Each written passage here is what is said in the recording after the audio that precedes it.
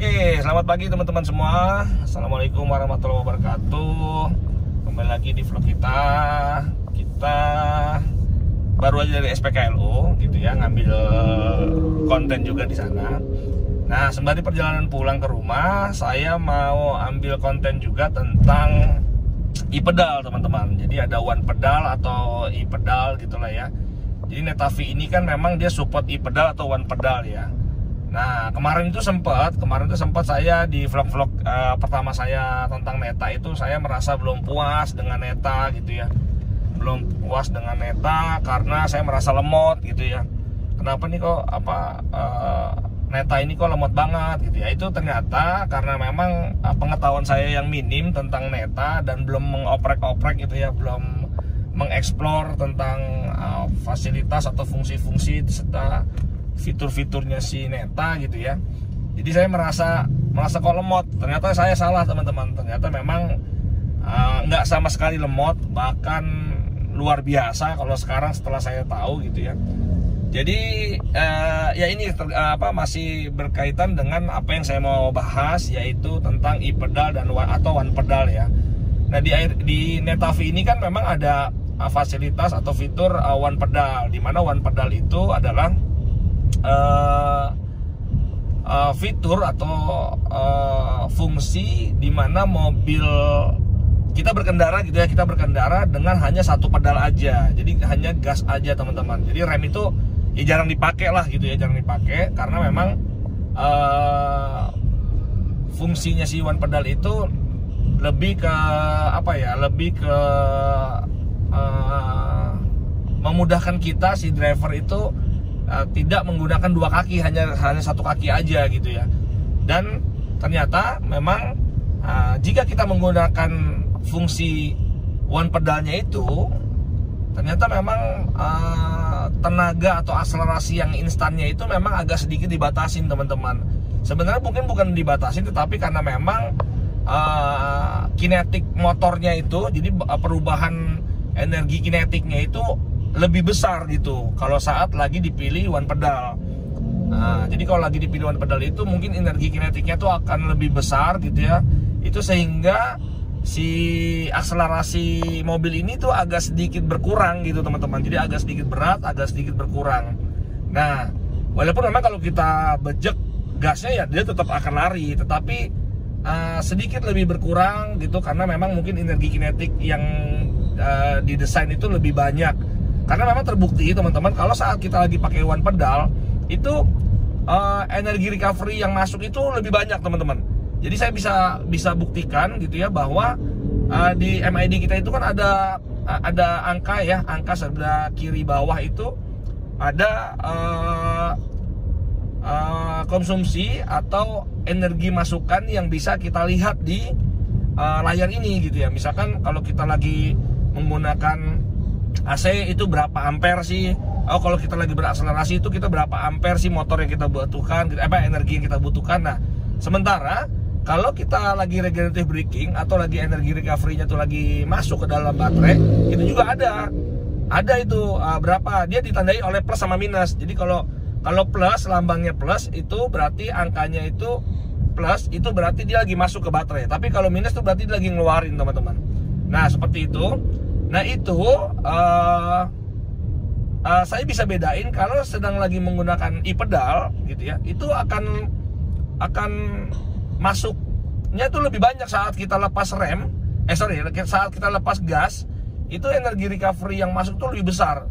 Contoh dalam keadaan datar aja, kalau kita lagi perjalanan datar gitu ya, kita gas, kita lepas aja gitu ya, walaupun cuma jalan 30 kpj apa 20 kpj itu kalau kita lepas, itu dia energi recovery yang masuk itu banyak teman-teman, bisa sampai 30-an ampere sampai 40-an ampere. Tapi kalau kita nggak pakai one pedalnya, itu energi recovery yang masuk tuh hanya sedikit, paling cuma 5,2 ampere, paling 4,5 ampere, hanya begitu teman-teman. Jadi memang beda banget. Kayaknya one pedal ini memang didesain untuk selain memudahkan kita hanya pakai satu pedal, dan juga memang untuk more efisiensi, jadi untuk lebih efisien lagi teman-teman.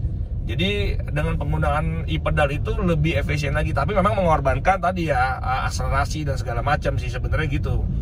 Jadi buat teman-teman mungkin harus dieksplor lagi Netavi-nya. harus tahu fungsi e-pedal itu untuk apa gitu ya. Terus kalau merasa lemot, merasa kayak saya kemarin kok agak berat banget gitu, ternyata ya tadi karena memang pilihannya lagi e-pedal. Nah ternyata pas saya cari tahu e-pedal itu ya tadi energi kinetik si motor itu akan lebih besar ketimbang kita nggak pakai fungsi e-pedalnya.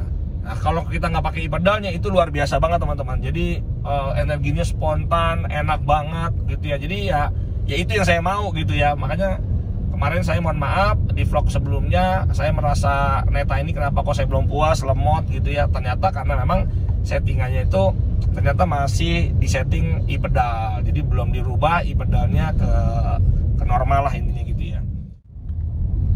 Nah itu yang di sebelah kiri bawah ya teman-teman ya, yang minus 8, minus 7 gitu, itu adalah konsumsi baterai kita ya, berapa ampere. Nah itu ya, kalau misalkan ini sekarang saya lagi nggak pakai fungsi e-pedalnya ya. Nah jadi nggak ada lambang e-pedal di sini, berarti kita lagi nggak pakai fungsi e-pedalnya.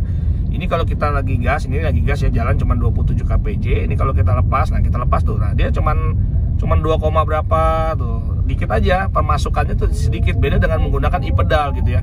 Jadi ini nggak pakai e-pedal, saya ulang lagi. Kalau kita contoh nih, saya gas 30 kpj, saya lepas ya, 30 kpj saya lepas. Nah ini lepas tuh, cuman masuk 3 ampere, 2,7 ampere aja tuh.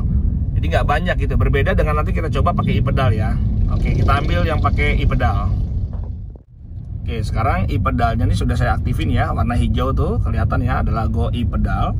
Nah sekarang saya coba jalan sekitar sama 30 kpj juga ya, teman-teman bisa lihat. Nah ini coba saya lepas gas ya, 30 kpj saya lepas gas.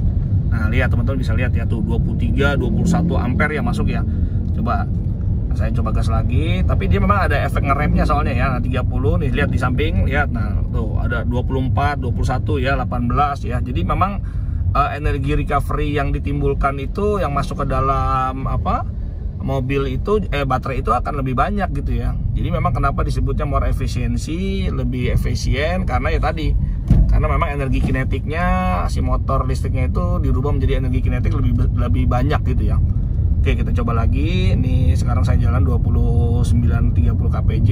Nah coba saya lepas gas ya. Nah itu ya tuh 30, 27, 25 ya. Jadi memang seperti itu teman-teman, perbedaannya antara e-pedal atau tidak dengan e-pedal. Jadi begitu teman-teman. Sekali lagi teman-teman harus explore. Saya mau jelasin tentang e-pedal tadi. Siapa tahu ini teman-temannya pemilik Neta juga belum tahu gitu ya, atau bahkan sama seperti saya merasakan lemot juga. Jadi ya silakan dicoba nggak pakai fungsi e-pedalnya. Tetapi kalau misalkan teman-teman lagi macet-macetan, saya yakin malah lebih cocok pakai e-pedal. Misalkan kita lagi macet-macetan nih, itu cocok tuh, tinggal gas rem aja. Tapi kalau lagi di tol, di jalan yang bebas hambatan, ya kayaknya cocok lah kalau kita nggak pakai e-pedalnya gitu. Karena kalau pakai e-pedal kan kita lagi macet-macetan enak ya, tinggal gas, kita lepas gas dia ngerem sendiri. Jadi ada untungnya juga pakai e-pedal itu, selain tadi more efisiensi, juga ya mungkin hemat ini juga, hemat kampas rem juga ya gitu kan. Karena kita kan nggak bakal nyentuh rem sama sekali tuh. Jadi rem itu jangan ketekan lah gitu ya. Paling ya kalau lagi hard braking aja, ada kejadian apa gitu ya, baru kita hard braking gitu ya, kita pakai remnya. Jadi e-pedal ini banyak manfaatnya juga. Kalau buat di dalam kota aja sih kayaknya pakai e-pedal sih cocok ya, karena biar energi recovery-nya tuh banyak masuk ke baterainya. Tadi ya intinya untuk more efisiensi. Terus kedua ya menghemat kampas rem juga gitu ya. Jadi kayaknya seperti itu. Tapi kalau untuk di jalan highway, kita butuh akselerasi, kita lagi pengen kebut-kebutan atau kita lagi pengen kencang-kencangan, ya kayaknya dinonaktifkan aja e-pedalnya gitu teman-teman. Oke, begitu dulu teman-teman. Ini tips singkat aja, atau ya sharing aja ya gitu ya. Mungkin teman-teman udah lebih tahu nih, saya karena selama ini nggak punya mobil yang punya e-pedal, jadi ya baru tahu gitu ya. Oke lah gitu teman-teman. Sampai ketemu lagi di vlog kita berikutnya. Assalamualaikum warahmatullahi wabarakatuh. Bye-bye.